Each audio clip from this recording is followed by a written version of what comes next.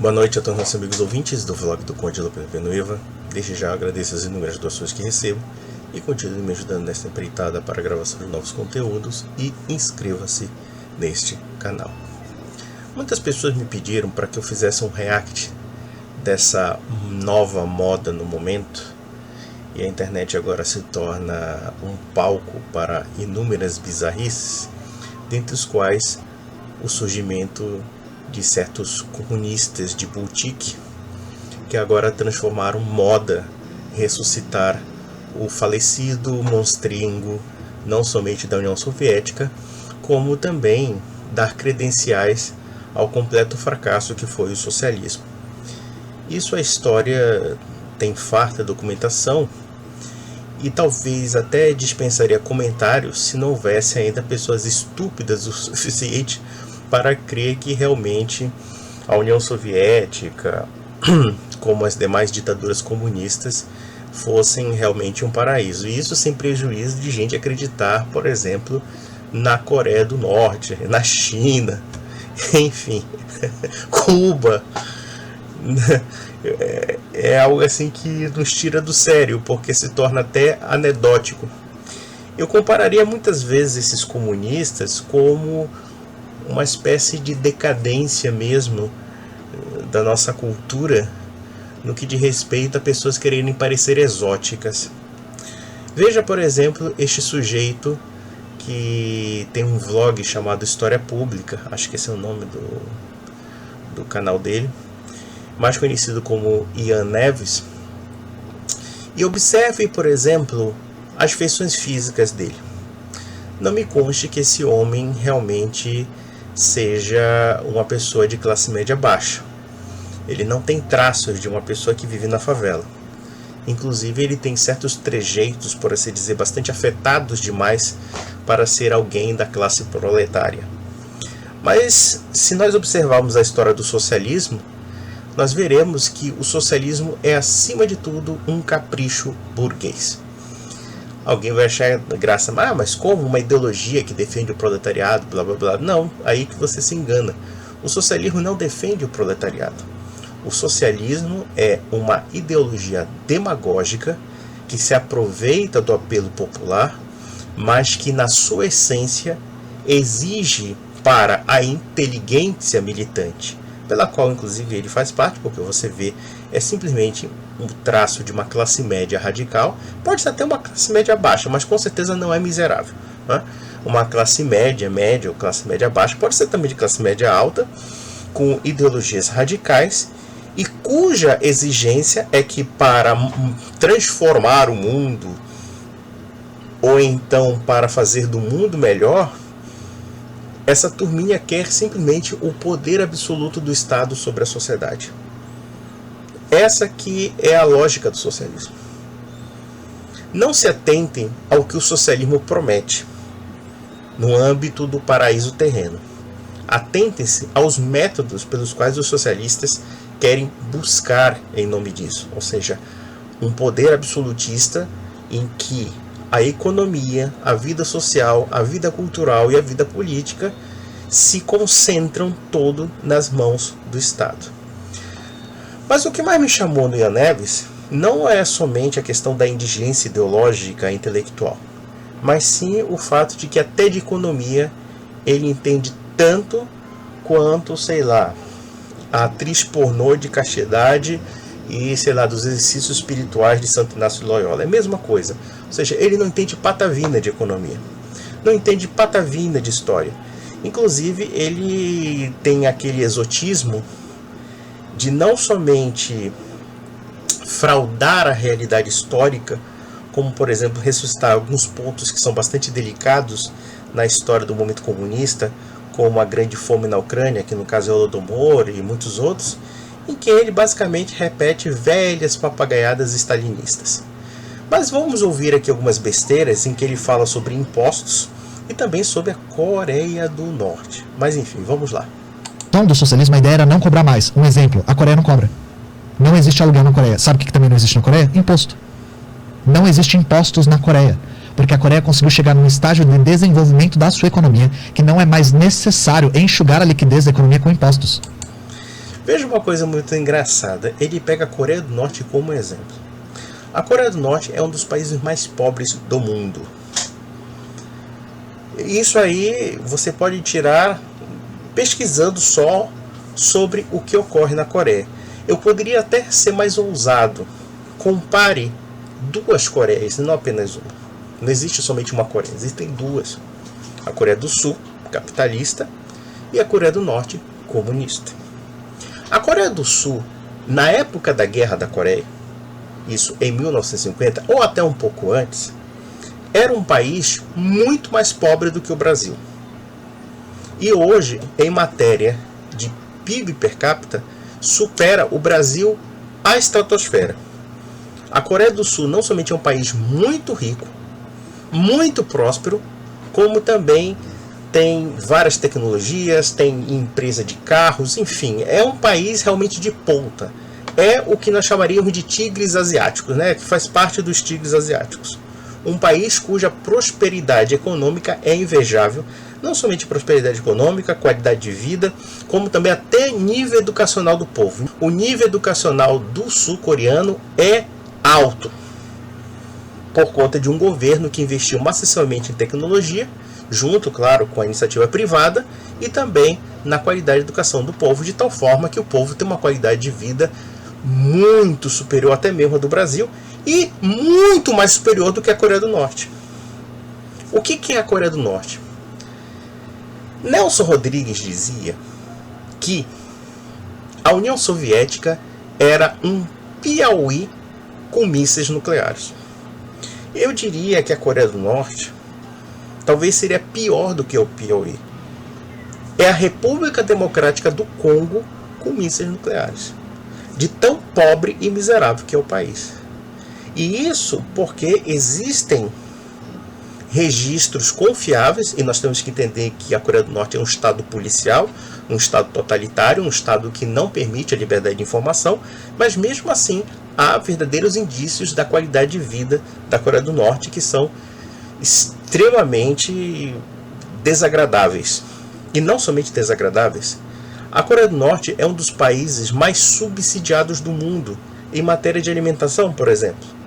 E isso não impediu que em 1994, 95 até 1997, por aí, foi entre 94, 96 ou 95, 97, que a população norte-coreana teve um decréscimo de 2 milhões de pessoas de fome.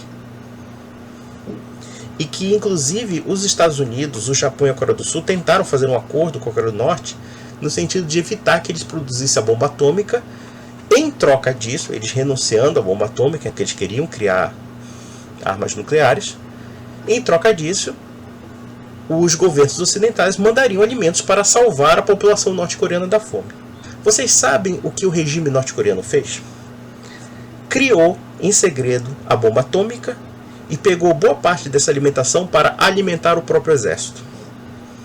E vejam que um país de 22 milhões de habitantes, como a Coreia do Norte, pelo menos 10% da população faz parte do exército norte-coreano.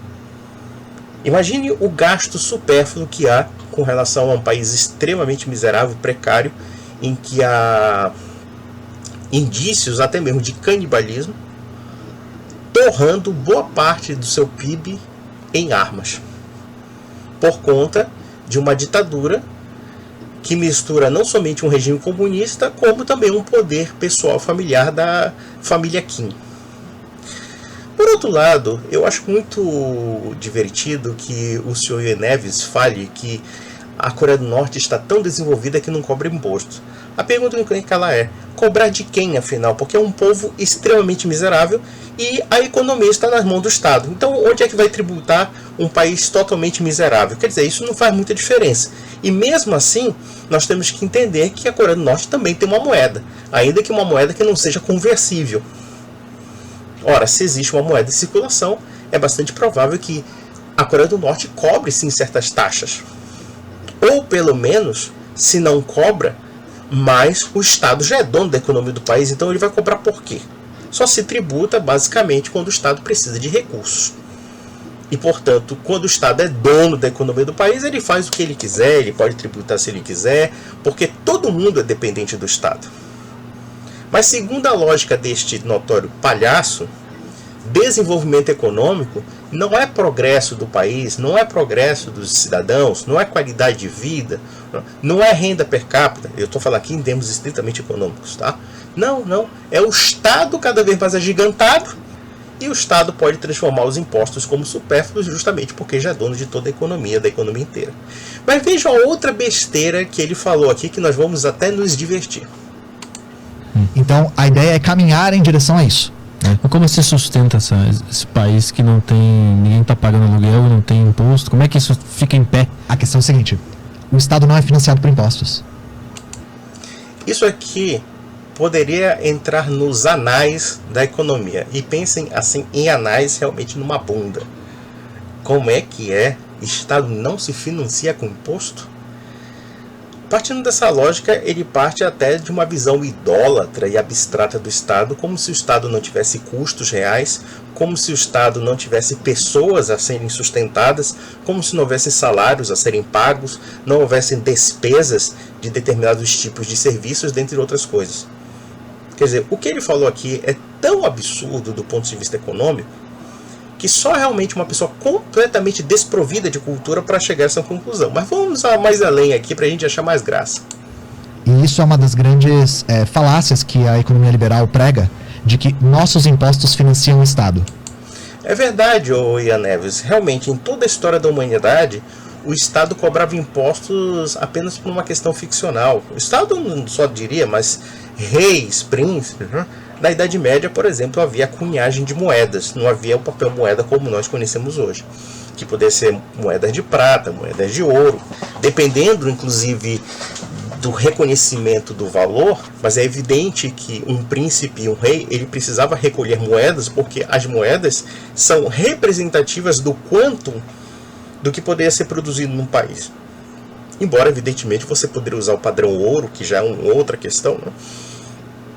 E baseado no padrão ouro, você poderia criar um lastro de moeda. Mas toda moeda precisa ter lastro para que o Estado tenha recursos para sobreviver. Não somente o Estado, mas qualquer tipo de governo. Seja o governo de uma monarquia, de uma república, etc.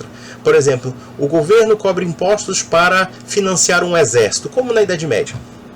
Porque naquela época não havia nem mesmo exércitos regulares, não havia nem exércitos permanentes, não? Haveria de se contratar, por exemplo, mercenários. Ele teria não somente que usar a moeda, como também recolher parte dessas moedas como um quanto também de recursos necessários para transferir aos soldados que também lutariam no campo de batalha. Isso é uma coisa completamente ilógica. O problema é que esse sujeito aí vive num mundinho de Nárnia, num mundinho de fantasia. Mas vamos lá. Para quem acredita na Coreia do Norte, pode acreditar em qualquer coisa. Isso não é verdade, tá? Nossos impostos, o Estado não precisa dos nossos impostos. Por quê? Primeiro, quando você paga impostos, você paga em real, né? Você paga os seus impostos em real. Da onde vem esses reais? Do Estado. O Estado emite. E o Estado emite todos os dias, tá? O Estado emite e destrói moeda o tempo todo. Então, para que existam reais em circulação, para que você possa pagar os seus impostos em reais, o Estado tem que primeiro emitir esses reais. Mas o que isso tem a ver uma coisa com a outra? O Estado emite moeda que representa um quanto necessário que é produzido num país, justamente para recolher em moedas o que há a representação do que o país produz. Algo que ele taxa para tirar é justamente representativo do quanto de recursos que o país produz. Não adianta o Estado produzir moeda sem lastro, ou produzir moeda sem riqueza. Se o país não produzir riqueza, a moeda não tem valor algum. O que ele fala é tão absurdo quanto ilógico. Uma coisa é o Estado reproduzir moeda, por várias razões. Para movimentar a circulação de riquezas através do comércio, para a questão de entesouramento. Existem várias utilidades da moeda, mas a moeda precisa, acima de tudo, ter lastro. O que significa lastro? Essa moeda tem que haver uma representação de alguma riqueza, seja o PIB, seja qualquer coisa, ou então pode ser, no caso, o padrão ouro, enfim. A moeda precisa de uma representação de uma riqueza que possa ser recolhida, que possa ser armazenada, que pode ser trocada, que pode ser transferida. Isso é a coisa mais óbvia do mundo da economia. Mas parece que o Ian Neves acha que emitir moeda é a mesma coisa que fazer riqueza. São duas coisas distintas. E vejam, quando o governo emite moeda sem lastro, o que ele faz é basicamente gerar um aumento de preços, justamente porque a produção de riquezas não acompanha a expansão monetária. Isso é obviedade de qualquer economista, mas o idiota acha que o Estado tributa porque isso é uma lógica do liberalismo. Bom, a partir do pressuposto de que o liberalismo é uma ideologia que surge só no século XVIII, eu pergunto, onde é que ficam, por exemplo, o Império Romano, o Império da Macedônia, o Império da Pérsia, vários reinos que muito antes do liberalismo tributavam justamente a título de precisar de recursos, não somente para a manutenção de sua estrutura política, como até mesmo a manutenção de um exército ou então o financiamento de um exército, já que muitas vezes o exército nos tempos mais antigos não eram em si exércitos permanentes. O que esse cara está falando é uma baita de uma merda, e o pior de tudo é que o pessoal acha que ele é inteligente, mas vamos lá. Então primeiro o Estado emite, depois ele cobra. Pega de volta depois. O Estado primeiro emite a moeda que ele, a moeda fiduciária, que é a moeda que é a moeda baseada em confiança, né? Não, meu filho, moeda fiduciária não tem nada a ver com moeda legal. Você não sabe nem o que é uma moeda fiduciária. Preliminarmente, moeda fiduciária não tem nada a ver com moeda emitida legalmente. São dois conceitos distintos. Embora certas moedas emitidas por governos podem ser declaradas moedas fiduciárias, a moeda fiduciária baseia-se num critério de confiança, não no critério de legalidade. Por exemplo, moedas estrangeiras também podem ser moedas fiduciárias. Títulos de crédito, cheques, são moedas fiduciárias, porque são baseadas na confiança, não são baseadas necessariamente num lastro fixo de moeda, como nós temos, por exemplo, na emissão de moeda estatal. Então, o que ele está falando, confundindo a moeda corrente com moeda fiduciária, já mostra aqui que ele tem um desconhecimento completo de economia. E, por outro lado, como o Estado não precisa da tributação se ele emite moeda em parte para esse fim de recolher da sociedade uma parte da riqueza que é produzida pela sociedade. Ou seja, o governo precisa entesourar moeda também, tá? E quando ele fica dizendo que, olha, o governo cria e destrói moeda, isso aí é supérfluo, porque na verdade quando o governo destrói moeda, ele tem como repor a destruição de moeda. Ele pode repor através de título da dívida pública, ele pode repor através de uma poupança nominal e depois emitir moeda de novo, etc. Isso não interessa. O que interessa é o seguinte, é que o governo precisa sim arrecadar dinheiro, o próprio dinheiro que ele emite, ele arrecada uma parte para seu uso particular. Como? Ele precisa pagar funcionários, ele precisa pagar despesas, ele precisa pagar empresários, por exemplo, sei lá, uma empreiteira que está fazendo um tipo de trabalho. Onde é que ele tira dinheiro? Né? Ele tira dinheiro através dos impostos. Se não for através dos impostos, ele pode gerar inflação, porque a inflação também é uma forma de imposto, daí chamamos imposto inflacionário. Só que o problema da inflação é que o processo inflacionário desestabiliza o sistema de preços e pode causar problemas de ordem social, uma vez que aquelas pessoas que são mais pobres não podem ou não conseguem acompanhar, né, a reposição de perdas que há na desvalorização da moeda. É uma coisa simples, esse cara falando bobagens sobre bobagens, o que mostra que ele não entende absolutamente nada de economia monetária, é simplesmente um palpiteiro. Ele acha que o Estado milagrosamente produz moeda, logo necessariamente ele produz riqueza, que ele não precisa tributar nada. Como não precisa tributar se ele mesmo tributa? Ele não tributa por um problema de liquidez. Pode ser que esse caso seja aplicado, mas o essencial da tributação é o financiamento do próprio Estado. Isso não tem escapatória. Vamos lá. O Estado emite essa moeda e para garantir que essa moeda esteja em circulação e seja aceita, um dos mecanismos é o próprio imposto. Por que você usa o real e não usa, sei lá, kwanzas, sabe? Ô meu filho, os portugueses não tributam, por exemplo, o euro? Os espanhóis? Nós temos uma moeda única na Europa produzida pelo Banco Central Alemão. Não é o Banco Central de Portugal, não é o Banco Central de Espanha, não é o Banco Central da Itália, não. É o Banco Central Alemão que emite o euro. Então nós podemos sim tributar moedas que não são necessariamente nacionais.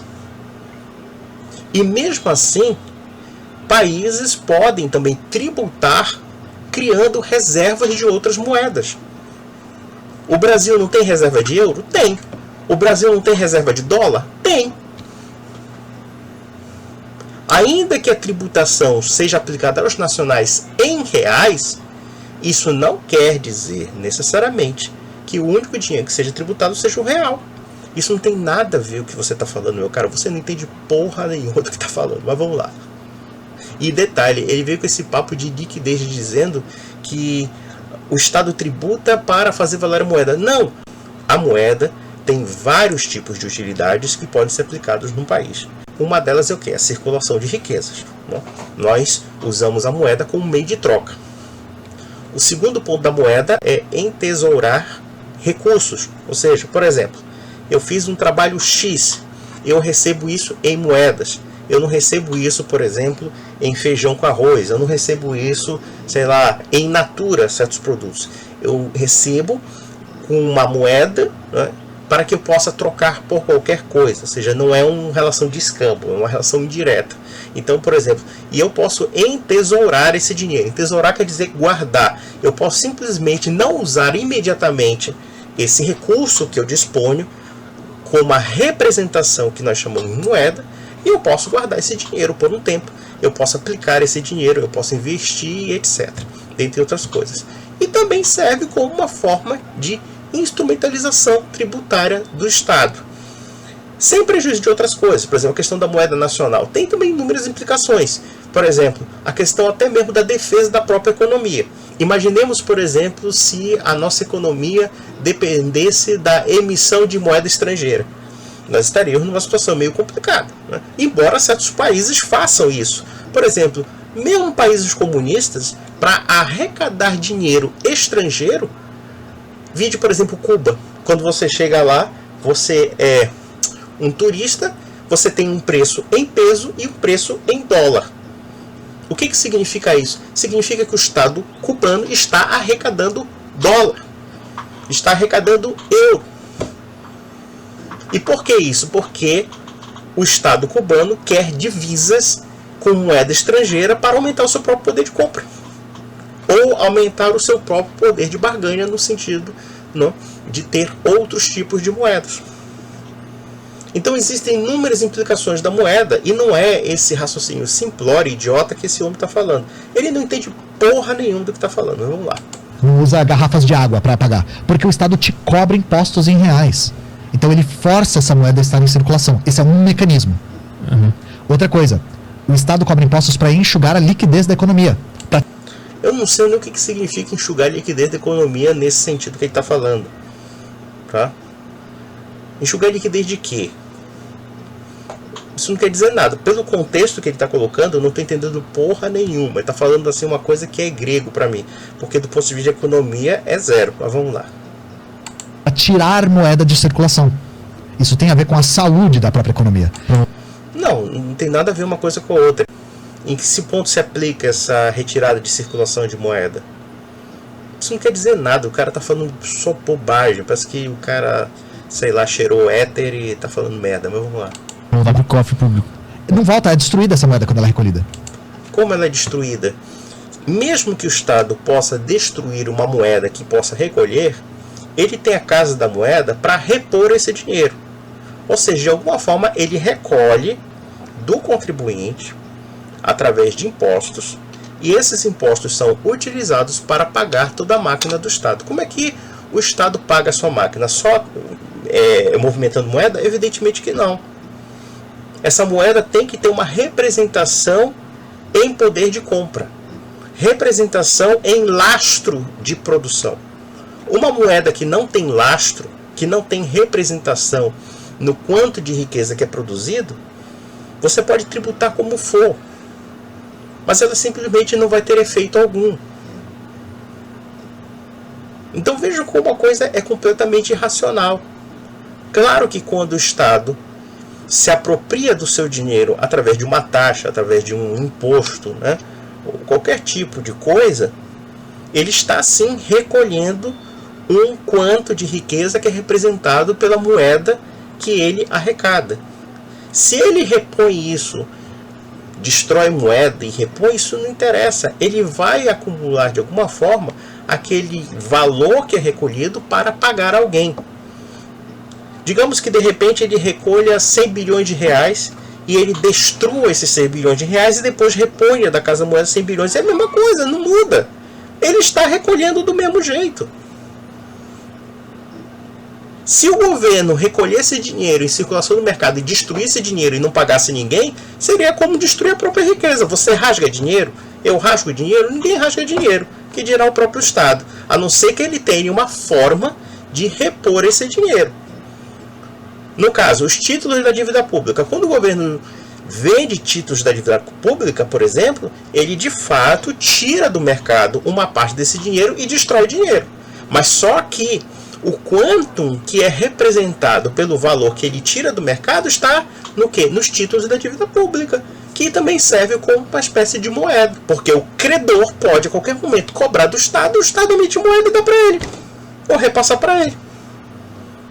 Porque a qualquer momento o credor do título da dívida pública pode cobrar do Estado e o Estado pode arranjar o dinheiro pagando para o credor, seja através de impostos, seja através da casa monetária. E acabou. Isso não quer dizer absolutamente nada que ele está falando. Vamos lá.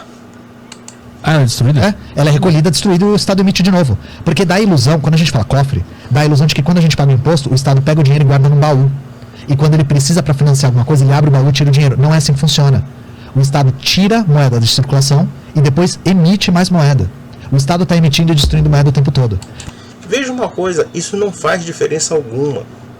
Porque o quanto de moeda que ele repõe naquilo que ele tributa, de fato é um quanto também que ele tirou da sociedade, não somente em matéria de circulação de riqueza, como também de entesouramento daquelas pessoas. Isso não muda absolutamente nada. Ou seja, o governo recolhe dinheiro através de impostos, justamente para pagar certos serviços. E o governo também precisa de dinheiro que é recolhido para pagar a sua máquina estatal. Como é que ele paga a máquina estatal? É só fazer um milagre de gerar dinheiro? Não, claro que não. Porque se fosse assim, como de fato alguns estados fazem, né? Mas em situações de colapso, ele geraria uma inflação absurda e explodiria a economia. Mas vamos lá. Porque, novamente, o Estado não é a sua casa. A economia da nossa casa é contabilizada desse jeito. Se a gente não tem a moeda lá, a gente não consegue pagar. A gente não consegue emitir. Mas se eu tivesse uma máquina de dinheiro, o Estado emite. O Estado pode emitir moeda. Entendi. Ele tem a capacidade de emitir. E, inclusive, essa coisa de que a expansão da moeda é algo ruim para a economia é uma coisa que não se verifica, porque a própria dinâmica de expansão do capitalismo demanda uma moeda que consiga se expandir também. Expansão da moeda é imprimir dinheiro. De expandir a base monetária, né? Ampliar a quantidade de moeda em circulação. Tá. A expansão do capital demanda essa expansão da moeda. Nossa, ele faz uma confusão mental doida. Primeiramente, uma coisa é a economia crescer, tá? Em matéria de PIB, e a circulação de moeda acompanhar o crescimento desse PIB. Aqui podemos ter uma certa expansão monetária para compensar esse crescimento, esse fluxo. Mas só que o valor da moeda permanece, se não inalterado, mas pelo menos estável. Agora, vamos analisar o caso de países que viveram surtos inflacionários. Nós podemos pegar o caso do Brasil. O Brasil, nos anos 80, gastava mais do que tinha. Olha só, mas gastava mais do que tinha por quê? Porque os tributos que o Brasil recolhia não eram suficientes para pagar a sua dívida. O que o governo fazia? O governo ia na Casa da Moeda e emitia moeda sem lastro, emitia moeda mais do que a economia poderia acompanhar no âmbito do lastro. E o que acontecia? Havia uma desvalorização monetária e, ao mesmo tempo, um aumento de preços. Por quê? Porque a economia não acompanhava o crescimento, a expansão monetária. E essa expansão monetária era uma forma que o governo tinha para pagar a sua dívida. E aí nós chamamos de imposto inflacionário. Ou seja, como o tributo já não era suficiente, como as moedas circulantes pelas quais o Estado recolhia já não eram suficientes para pagar a dívida, então ele gerava mais moeda. Só que o problema é que isso leva a economia à recessão e ao colapso. Por quê? Porque gera um empobrecimento geral da população, uma vez que quando há aumento de preços, as classes mais baixas não têm como repor as suas perdas, seja em matérias salariais, seja em poupança e etc. Ou seja, o Estado, através da manipulação da moeda, através da emissão de moeda, ele tira o seu dinheiro sem você tirar do bolso, justamente por conta dessa artimanha que ele tem de gerar moeda sem lastro. Então o que ele está falando aqui é uma confusão mental doida, porque ele faz uma confusão entre o acompanhamento do crescimento econômico e a geração de um processo inflacionário. Se expansão monetária fosse sinônimo de riqueza, então o Brasil dos anos 80 da estagflação seria um modelo de riqueza. A Alemanha da República de Weimar de 1923, em que um dólar custava 8 trilhões de marcos, você consegue somar trilhões, quatrilhões, né? Ou então na Hungria, onde houve a maior inflação da história, então esses países seriam bastante prósperos. Não era o que acontecia, pelo contrário, como não havia estabilidade de preço, isso afetava a produção, ou seja, tornava a produção mais escassa e mais cara, e boa parte dos consumidores não acompanhava esse aumento absurdo de preço. Pelo contrário, a grande maioria da população ficava pobre. Mas vamos lá. Isso por si só. E nesse momento deve ter um monte de economista liberal tirando a calça pela cabeça, né? Porque muita gente ainda defende com unhas e dentes que sim, o Estado é financiado pela moeda, o Estado é financiado pelos impostos. E não é, tá, gente? Isso não se verifica, isso não faz o menor sentido. Resta ele me explicar como é que os funcionários públicos, como é que as empreiteiras são pagas. Eles não são pagas apenas com moeda. Essa moeda tem que representar necessariamente um quanto de riqueza que é produzido de um país. É simples assim. Se um Estado produzisse uma moeda e não houvesse riqueza a ser produzida, que Estado recolheria riqueza em matéria de moeda? Nenhuma. Se a moeda não tem representação de riqueza concreta, real, então essa moeda não vale nada. É a moeda do banco imobiliário. Qual é o lastro da moeda do banco imobiliário? Nenhum. Vamos lá. O Estado emite a própria moeda, ele não precisa dos nossos impostos para se sustentar. A exemplo da Coreia. A Coreia é uma economia que se sustenta sem impostos. Esse cara parece que é meio idiota. Primeiro porque a Coreia do Norte é uma economia completamente estatizada. Já começa por aí. É bem diferente da nossa economia, onde uma boa parte da produção está na mão dos particulares. É por isso que o Estado tributa, porque o Estado não produz riqueza, no geral. Aliás, o Estado não produz riqueza. O Estado, na verdade, ele vive de quem produz riqueza. Quer dizer que querer comparar a situação da Coreia do Norte, em que o Estado praticamente controla tudo, e convenhamos, o Estado norte-coreano não produz porra nenhuma, só produz armas, ogivas nucleares e um bocado de gente morrendo de fome, né?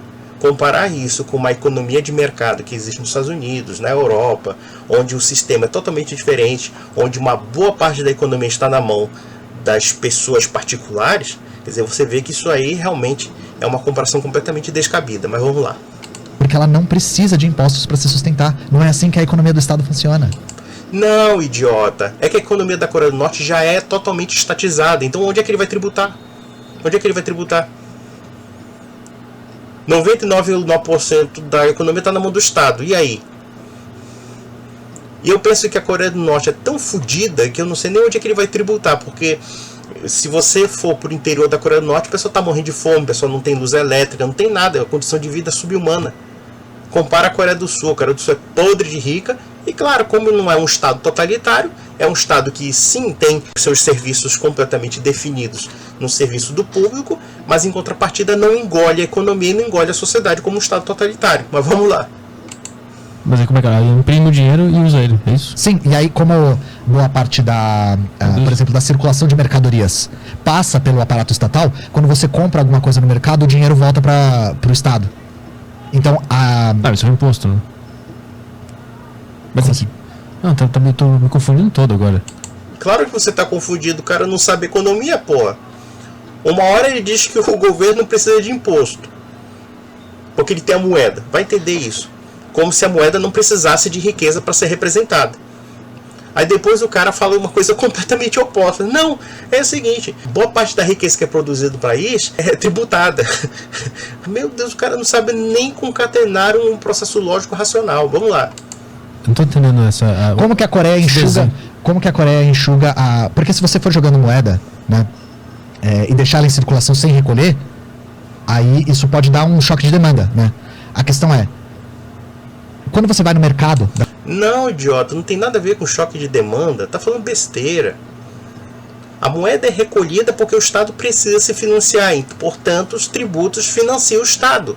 Como é que o Estado paga seus funcionários? Ele parte do pressuposto de que o Estado deve ser uma abstração total que não é representada por pessoas. Pessoas também comem, né? Funcionário público também veste sua roupa. A classe política também toma o seu vinho, né? Tem aquelas falcatruas de Brasília. De alguma forma eles tiram de você, cidadão contribuinte. Isso é a coisa mais óbvia do mundo. Isso desde que o mundo é mundo. Desde que existe um poder político, esse poder político tem o poder de tributar, o poder de cobrar uma parte dos recursos da sociedade para funcionar. E isso pode ser revertido tanto em natura, como por exemplo, sei lá, ele pode cobrar um quanto de feijão, um quanto de arroz, como no caso da moeda, que é um meio circulante, um meio de troca, e que também representa um lastro daquilo que é produzido pela sociedade. E que ele recolhe através de moedas para entesourar, ou então, se ele, por exemplo, pode destruir moedas, como você está falando, ele também pode repor isso. Mas ele vai repor o quanto que ele tributou, sob pena de que se ele passar disso, passar desse lastro que ele tributa, ele gera inflação. E vai gerar, evidentemente, um certo problema do ponto de vista econômico. Vamos lá. Da Coreia, comprar, essa moeda muitas vezes volta para o Estado, porque o mercado é gerenciado por um aparato estatal. Ah, porque ela mesmo produz a parada, então a questão ela é o dono da... Boa parte dos mercados são estatais, sabe? Então, ou seja, se existe um mercado estatal, como eu até falei no começo, se existe uma moeda circulante, então esse Estado tributa sim, porque os serviços de mercado da Coreia do Norte são mercados estatais, então você paga uma taxa para o próprio Estado, o Estado está prestando serviço. Então isso aí é uma forma de tributo. Como é que o cara fala tanta merda? Ele não sabe o que é um tributo. Ele não sabe o que é um tributo. Taxa é tributo. Se vocês pegarem o Código Tributário Nacional Brasileiro, vocês têm 3 tipos de tributos: impostos, taxas, contribuições de melhoria. Não sei se isso foi acrescido, porque já faz tempo que eu estudei direito tributário, já esqueci uma boa parte. E as taxas são serviços que o Estado dá para você e ele recolhe. Ele mesmo já está admitindo que a Coreia do Norte cobra impostos sim. Ou pelo menos cobra tributos. Pode ser não na modalidade de imposto, ou seja, de ele reter uma parte do salário da pessoa e etc. Mas veja que nós estamos falando de uma economia estatizada, de uma economia completamente controlada pelo governo.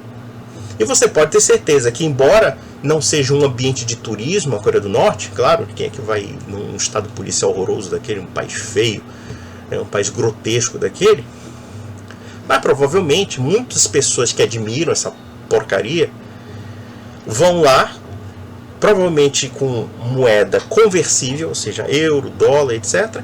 E quando você compra através dessas empresas ou mercados do Estado, você está pagando para o Estado com divisas de outras moedas. É simples assim. Vamos lá. E aí quando você vai no mercado comprar, você paga essa moeda pro eu esqueci qual que é a moeda da Coreia agora. Você paga essa moeda pro mercado, essa moeda volta pro Estado. Tá. E aí é a mesma dinâmica, sabe? De recolhimento, destruição e emissão de moeda. Uhum. Ou seja, tributo. Vai ser burro assim no raio da PQP, meu. Mas a ideia é... Dá pra gente chegar numa economia que tem uma estrutura que não cobra impostos. No caso da União Soviética, eles não conseguiram chegar nesse estágio de desenvolvimento. Mas aí se tudo for produzido pelo Estado? Não necessariamente se for produzido pelo Estado, né? Mas com uma economia fortemente controlada por um Estado revolucionário, aí é possível. É possível. E não é a primeira vez que isso acontece. Outro país que teve uma experiência que não teve impostos foi a Albânia. A Albânia socialista não tinha impostos também. Foi o primeiro país socialista a abolir os impostos.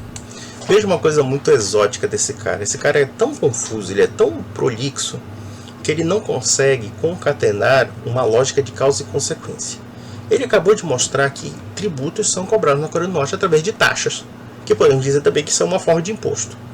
Tá? Dependendo da terminologia que você dá imposto, mas é o recolhimento que o Estado faz da economia que está fora da abrangência do Estado. Se bem que no caso da Coreia do Norte praticamente é tudo Estado. Com relação à União Soviética, ele falou também outra besteira, né? Outra bobagem. Por exemplo, existiam inúmeros serviços na União Soviética que você pagava certas taxas que eram retidas do salário minguado desse pessoal. O pessoal já era ferrado, porque os salários que eram pagos na União Soviética eram uma coisa absurdamente baixa, né? Mas mesmo assim havia uma retenção de salário. Ou então, no caso, quando nós observamos no caso da agricultura soviética. Na agricultura soviética havia cotas de produção que o Estado soviético exigia, inclusive sem moeda, né? Ou seja, por exemplo, o sistema do chamado kolkhoz, né? Tinha os sovkhozes, que eram sistemas estatais, e os kolkhozianos, que eram cooperativas que os camponeses poderiam se utilizar dos grãos que eram produzidos, mas eles tinham que pagar uma cota para o Estado. Isso também é um tributo, é uma forma de imposto. E o mais interessante era o seguinte, que no sistema kolkhoziano havia um pedaço de terra, por assim dizer, que o camponês poderia produzir para ele próprio. Vocês sabem que 2/3 da produção de alimentos na União Soviética era basicamente desse pedaço de terra privado que o camponês fazia, enquanto o resto era tudo uma desolação geral. Inclusive, até 1991, a União Soviética exportava trigo porque não tinha produção suficiente de trigo, porque o sistema soviético era muito deficitário. Então veja que nas inúmeras situações em que ele apresenta, você tem sim taxações de impostos ou de tributos, como você chamar, ou seja, o Estado recolhendo riqueza da sociedade, mesmo numa economia estatizada. E o cara cita a Albânia, cara. Sabe o que é o mais patético desses caras? Para você ver o grau de exotismo desse povo. A Albânia é o país mais pobre da Europa. Consegue ser mais pobre do que a Grécia. Eu vou contar inclusive uma experiência de um amigo meu que era grego. Ele era brasileiro e grego, era filho de grego, na verdade. E ele tinha nacionalidade grega. E uma vez ele foi para a Albânia em 1991. E ele ficou profundamente chocado com a Albânia.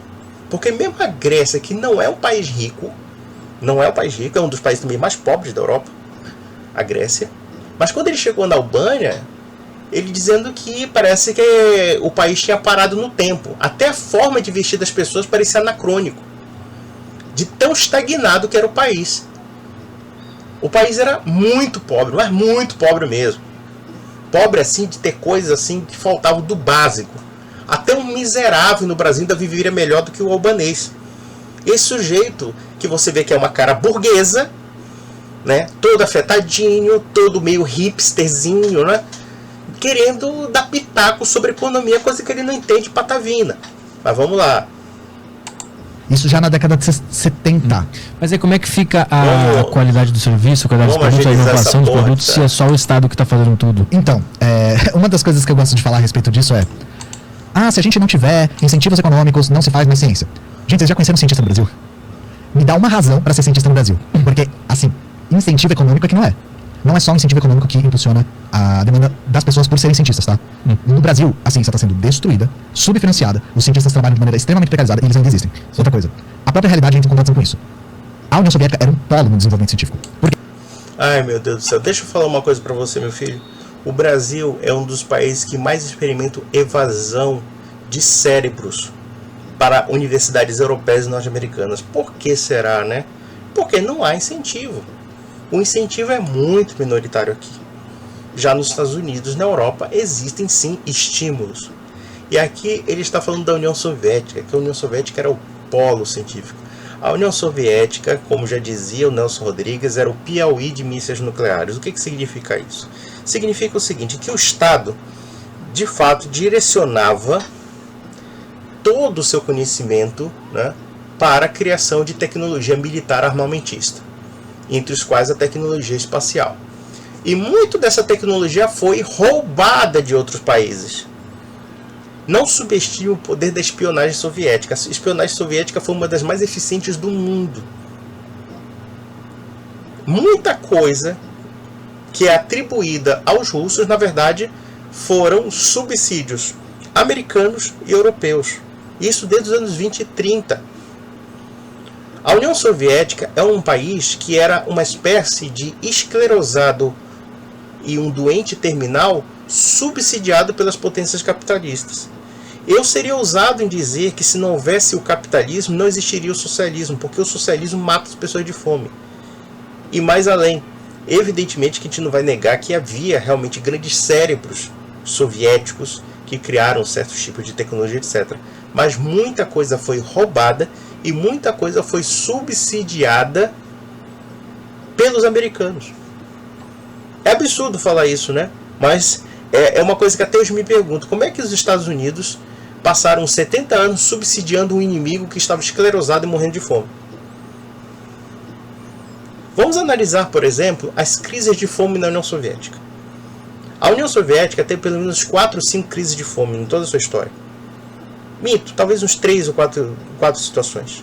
A crise de 1920 e 1921, que matou 5 milhões de pessoas, e que só não matou mais gente porque os americanos, através da American Relief Association, mandaram toneladas de comida para a Rússia em 1921. Os Estados Unidos chegaram a alimentar 5, 6 milhões de russos por dia. Dizem que esses dados chegaram até 10 milhões de pessoas por dia. Tal a carestia de alimentos pela política de comunismo de guerra do Lenin. Depois nós temos o caso ucraniano, em que a população ucraniana teve um decréscimo de 4 milhões de pessoas por conta da fome, por conta da política de coletivização forçada de Stalin.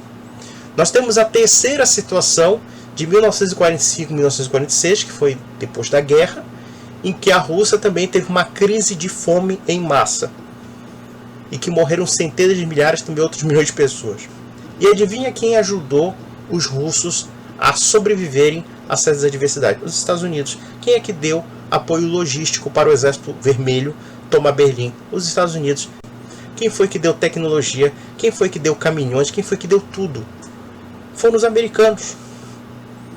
E nos anos 60, na época do Khrushchev e do Brezhnev, e isso até os anos 80, os americanos exportaram toneladas de milho e de trigo para a União Soviética. Ou seja, a União Soviética era um doente estado terminal que sempre era retroalimentado pelas potências capitalistas. Sabe-se lá por quê, mas era o que acontecia. Então esse mito, a União Soviética tinha tecnologia, sim, eles concentraram boa parte dos recursos do país na tecnologia militar, mas em geral era um atraso de vida em tudo. Enquanto os Estados Unidos, que era um país capitalista, era próspero em tudo, era tecnologia para tudo quanto é lugar. Havia regiões, por exemplo, da União Soviética que o pessoal não sabia nem que era uma privada. Isso é verdade, não havia uma privada. O pessoal cagava mesmo no buraco. Vamos lá, vamos ver a besteira desse homem. Pesados investimentos estatais. A mesma maneira que todos os países capitalistas fizeram. Sim, que a ciência é uma área muito específica e muito importante, que eu entendo que tem que ter um financiamento do Estado, mas quando a gente fala de um mercado, por exemplo, que o serviço daquele mercado vai ser prestado pelo Estado, os produtos que estão lá vão ser criados pelo Estado. Aí por que esse mercado vai ser melhor que o outro no atendimento, na qualidade do queijo, sei lá? Não é tudo que é feito pelo Estado, né? Não é tudo que é feito, mas boa parte era feita, né? Isso é só uma questão da Coreia, por exemplo. Sim. E não são todos os mercados na Coreia que são estatais, né? Mas alguns são na União Soviética também eram. Dá pra ter um mercado. Esse cara fala como se a Coreia do Norte fosse um país com tecnologia de ponta. Pelo amor de Deus, tecnologia de ponta veio na Coreia do Sul. Houve incentivo estatal? Sim, houve. Mas também, se não houvesse a participação da empresa privada, dos grandes aglomerados privados, também a Coreia do Sul não faria, por exemplo, uma economia de consumo tecnológico que tem hoje. Qual é a tecnologia soviética que nós conhecemos hoje? Tirando a questão aeroespacial, armas químicas, biológicas, o fuzil Kalashnikov ou sei lá, muitas outras, né, que são ligadas à aeroespacial militar, quais tecnologias realmente resolveram no sentido de coisas tão básicas como um computador? Quem foi que democratizou a tecnologia, mesmo criada pelo Estado? Porque nós sabemos que computadores, internet são muitas vezes criações militares, né, que foram desenvolvidas pelo Estado. mas estados justamente com economias capitalistas, onde havia uma grande geração de riqueza e, claro, havia uma fonte tributária mais rentável para esses estados, não é? Sem o Estado estrangular a economia, como no caso da União Soviética, como no caso da Coreia do Norte, etc.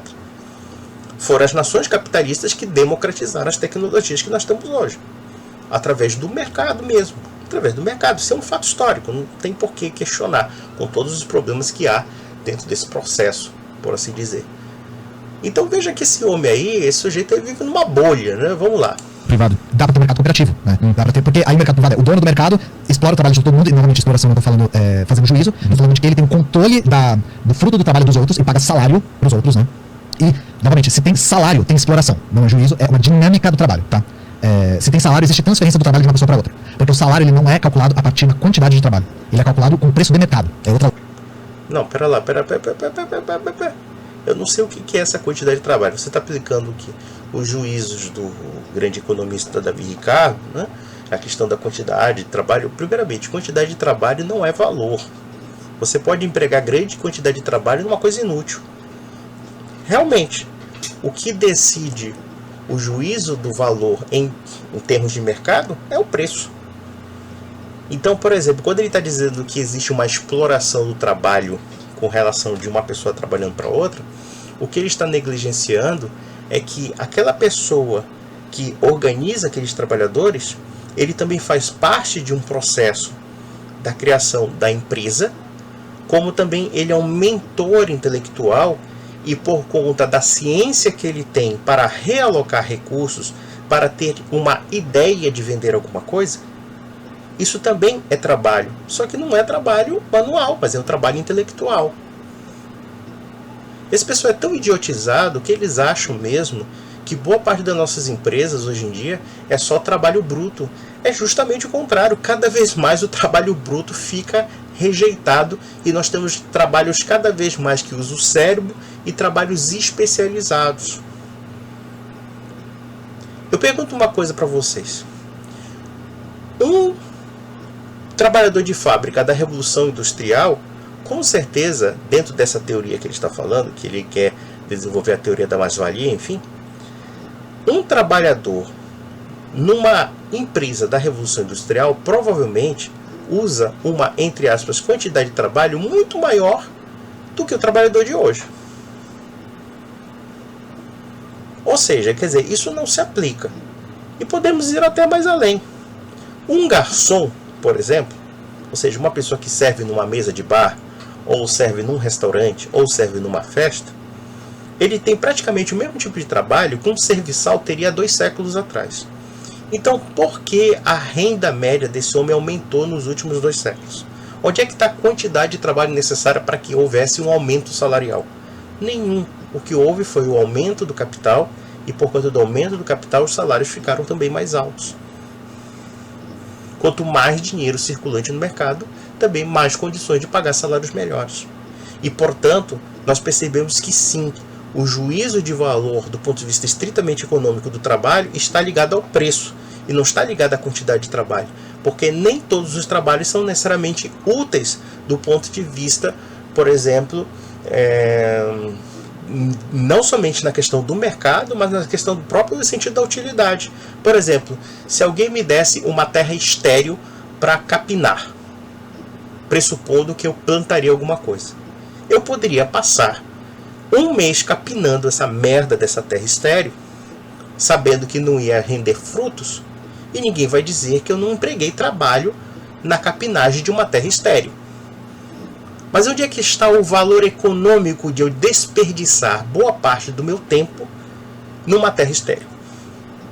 A resposta é nenhum. Ninguém me pagaria para fazer isso. Ninguém me pagaria para fazer isso, por quê? Porque mesmo que eu empregasse toda a quantidade de trabalho necessária para capinar a merda de uma terra estéril, no entanto, esse trabalho não tem valor. Não tem valor econômico. E eu poderia pegar vários casos aqui de pessoas que empregam tão somente intelecto e ganham rios de dinheiro por conta disso, sendo assalariadas. Então essa teoria da quantidade, valor necessário, não tem um quanto necessário, a não ser que, claro, você achar que só a exteriorização do trabalho através de uma materialidade de trabalho gere valor. O que é, economicamente falando, absurdo. Porque existem inúmeras implicações imateriais que podem convergir no aumento do valor do trabalho. Eu vou dar um exemplo clássico disso. A Coca-Cola. A marca Coca-Cola tem mais valor do que boa parte da produção de consumo de Coca-Cola no mundo. Eu pergunto uma coisa, qual foi a quantidade de trabalho necessária para se empregar, por exemplo, a marca da Coca-Cola? Para dizer que a Coca-Cola tenha um valor muito acima do que poderia ser teoricamente empregado nessa teoria do valor-trabalho. Resposta, nenhuma, não tem correlação. Como eu poderia também pegar o fato de uma pintura do Leonardo da Vinci. Qual foi a quantidade de trabalho necessária para que a pintura do Leonardo da Vinci valesse, sei lá, $1 milhão, $2 milhões, $10 milhões? Primeiro que as técnicas dele eram, por assim dizer, claro, do ponto de vista da pintura, fascinantes, mas, digamos, ele não teria todo o emprego tecnológico que nós temos hoje. E mesmo que ele empregasse uma quantidade de trabalho superior àquilo que um pintor de hoje poderia empregar, mesmo assim não chegaria a $10 milhões. Então veja, nesse ponto, olha que eu sou muito suspeito com relação aos austríacos, mas nesse ponto nós podemos ver que realmente existe uma relação dentro da economia entre preço e valor, né? Valor do trabalho. Claro que você pode atribuir ao trabalho outros tipos de valorações que não sejam valorações econômicas, mas o que a gente está falando é valoração estritamente econômica. E do ponto de vista estritamente econômico, realmente não existe nenhum emprego de quantidade de trabalho que possa medir realmente o valor do trabalho. Mas vamos lá. Lógica, né? Mas qual era a pergunta mesmo? Esqueci. Qualidade dos produtos. Essa coisa de qualidade dos produtos, cara, a própria realidade entra em contraste com a ideia de que se nós tivermos um livre mercado, isso por si só fomenta a inovação. De fato, ter um livre mercado estimula a inovação no que diz respeito à acumulação de capital. Se essas coisas andam de mãos dadas, inovação técnica e demanda por acúmulo de capital, eu ainda acho difícil de acreditar, porque, novamente, nas experiências socialistas, no qual essa dinâmica de acumulação de capital sequer era possível, nós vimos um avanço na qualidade do fornecimento dos serviços mesmo, e na qualidade da própria mão de obra, através de outras dinâmicas. Então, por exemplo, uma das maneiras de fazer com que a qualidade do trabalho subisse era remunerando o trabalhador de maneira adequada. Porque uma das coisas que no capitalismo a gente não consegue observar é, não importa quanto você trabalhe no seu trabalho assalariado, você pode nunca subir, você pode nunca ser recompensado. É aquela coisa de não trabalhe mais do que você deveria, porque você só vai acumular trabalho e não vai ser recompensado, sabe? Não ofereça ajuda que alguém pode aceitar. Aqui ele inverte a situação da realidade, porque nós percebemos isso justamente no socialismo. Porque toda a economia socialista em geral, ou pelo menos a maior parte dela, era esclerosada. Era justamente porque não havia nenhum incentivo para que você crescesse. Porque independentemente do que você produzisse, você poderia ter um salário simplesmente baixo ou médio. Agora, num sistema capitalista competitivo, se eu sou uma pessoa produtiva, se eu tenho novas ideias para transformá-la inclusive em mercadoria, tá? Não estou levando ao mérito se isso é bom ou ruim, eu estou falando apenas de um processo. Nos Estados Unidos, você tem um mercado de patentes, um mercado em que você cria ideias e você vende ideias. E você registra patentes de ideias. Então, de repente, uma empresa vê que você tem um potencial econômico de você produzir ideias, ele vai, evidentemente, naturalmente te remunerar muito mais do que, por exemplo, no Estado socialista, em que os critérios para produzir tecnologia não são o atendimento, por exemplo, dos consumidores, não são o atendimento da sociedade através de prestação de serviço, mas sim as diretrizes políticas do próprio Estado. Por exemplo, vamos analisar a questão da tecnologia militar. Por que pessoas ligadas à tecnologia militar na União Soviética, como também ligadas ao exército, eram melhor remuneradas e também, claro, ligadas ao partido político, ao partido comunista? Porque essas pessoas eram melhor remuneradas do que o resto da sociedade? Porque a prioridade do Estado era o quê? Financiar a oligarquia política. Vídeo sobre Brezhnev, que, por exemplo, a maioria da população russa vivia na mais completa míngua, mas em contrapartida, os amiguinhos da nomenclatura iam a Paris, iam a Londres, compravam produtos ocidentais, etc., enquanto o povo lá ficava minguando, passando fome. O que ele está falando aí é a coisa mais bizarra, mais absurda. Ele parte do pressuposto de que a sociedade tecnológica que nós temos hoje foi criação soviética. Esse cara é um doente, meu. Esse cara é um perturbado. O que ele fala não tem vínculo com a realidade. Foi justamente o contrário. Foi uma sociedade como a americana, sociedades europeias, sociedades capitalistas ocidentais que criaram um mercado de tecnologia e baratearam esse mercado tecnológico. E não somente baratearam, foram eles que criaram também incentivos para a criação de ideias. Nós temos mercados de patentes nos Estados Unidos, mercados de patentes na Europa, mas principalmente nos Estados Unidos. Nos Estados Unidos teve gente que ganhou dinheiro a rodo. Pegue um cara como Thomas Alva Edison. É um homem que viveu praticamente vendendo ideias. E ganhou rios de dinheiro com isso. Qual é o incentivo do Estado soviético para você produzir tecnologia? O incentivo é nulo. Sabe por quê? Porque, primeiro, você é um funcionário público do Estado. Mesmo que alguém aumentasse seu salário ali, você já estava garantido no final do mês. O que você produzir, deixar de produzir, não importava. A não ser que isso fosse uma prioridade do Estado. Ou seja, era o Estado que decidia as prioridades. Aí, claro, pagava melhores salários. Mas, em contrapartida, o resto da economia ficava engessado. Como, de fato, foi o que aconteceu durante 70 anos de história soviética. A economia estava engessada. E bastou o Sr. Ronald Reagan aumentar a produção de armas, criar o projeto Guerra nas Estrelas, né, entre outras coisas, para proteger os Estados Unidos de uma guerra nuclear, que a União Soviética colapsou economicamente. O que derrubou a União Soviética foi o colapso econômico. Porque os subsídios que eles tinham dos países capitalistas, como também a concorrência em armas, eles não aguentaram. Eles não aguentaram o tranco. A economia capitalista americana era muito superior à soviética. Simples assim. O que esse cara fala é puro flatus votis, né? Pura voz de peido. Não fala. Até agora aqui nós estamos 7 minutos e eu estou aqui há mais de 1 hora comentando as bobagens desse homem. Esse homem não tem uma coisa que ele acerta. É tudo besteira, conto da carochinha. Vamos lá. É aquela coisa. Uma das coisas que a União Soviética fez foi: vamos tentar recompensar quem trabalha duro. E aí, só que isso é uma dinâmica do trabalhador e não do proprietário. Que palhaçada, cara. Será que ele já ouviu falar do Stakhanovismo? Lembra da história do Stakhanovismo? Foi o seguinte: a propaganda soviética inventou a história de um sujeito chamado Stakhanov, que conseguiu uma cota de produção de carvão, né? Uma cota totalmente impossível de carvão. E aí eles obrigaram a população soviética a trabalhar na base da porrada, assim, que tinha gente que morria esgotado, morrendo de fome, etc. O que esse homem fala não tem contato com a realidade soviética. A realidade soviética era o seguinte: primeiro, o trabalho era compulsório na União Soviética. Ou seja, se você não trabalhasse, você ia para a cadeia na União Soviética. Já começa por aí. Quem estabelecia o valor salarial não era uma negociação que há, por exemplo, você tem inclusive classes patronais, ou então você tem classes também de sindicalistas, etc. Não era assim. O sindicato era controlado pelo Estado e o salário era estabelecido pela burocracia estatal conforme os caprichos da burocracia estatal. Se você recebesse um salário de fome, vai receber um salário de fome e não tem como protestar contra ninguém.